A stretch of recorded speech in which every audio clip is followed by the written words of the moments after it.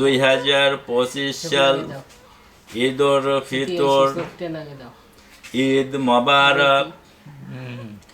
আমি ঈদ উল ফিতরে ঈদের কিছু কেনাকাটা করতে যাই, গেলাম বাচ্চা কাচ্চাদের নিয়ে, কেনাকাটা শেষ করতে পারছি না।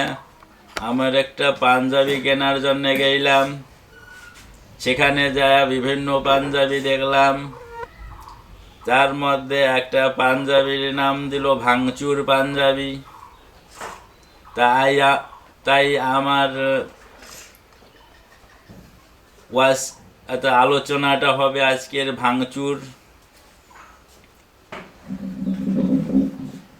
একজন লাইব্রেরিয়ান, তার নাম শোনা গেছে জেনারেল হ্যান্ডস।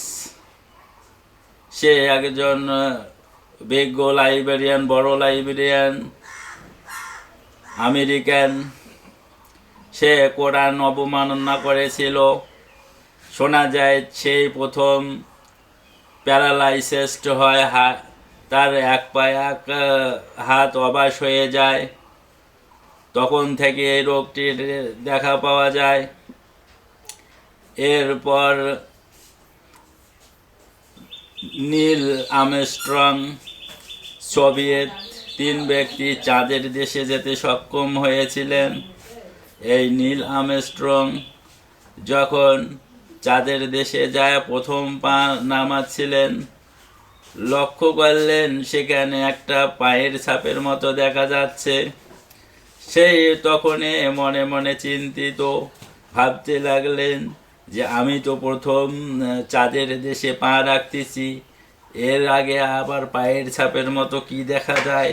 তাই তার সন্দেহ হয়। সে মাটিটি নিজে সংরক্ষিত করে এক ছাপ তুলে নিয়ে রাখেন, পৃথিবীতে আসবেন গবেষণা করার জন্য। সেখানে চাঁদের দেশে যে এসে প্রথম আজান শুনতে পেলেন, সেটাও রেকর্ড করে রাখলেন। তারপর সে পৃথিবীতে এসে জানাইলেন যে এই ধ্বনিটা কিসের। তখন সে জানাইলো তাকে যে এটা আসলে আছে, মুসলমানেরা এভাবে ইবাদত আজান দেয়, নামাজের জন্য রাখে। সে বিশ্বাস করলেন। আর এই মাটির ছাপ গবেষণা করলেন। মাটির গবেষণা করতে করতে দেখলেন পায়ের ছাপ। তাকে জানানো হইল মুসলমানের পবিত্র আল কোরআনের তথ্য মোতাবেক হুজুরে পাক সাল্লাল্লাহু আলাইহি ওয়াসাল্লাম বিশ্ব মানবতার দূত।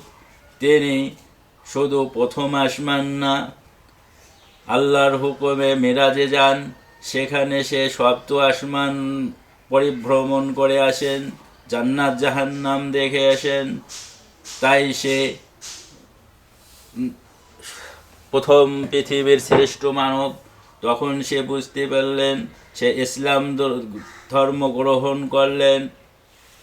এই নীল আর্মস্ট্রং কিছুদিন আগে করোনা ভাইরাসের আগে সে মারা যান।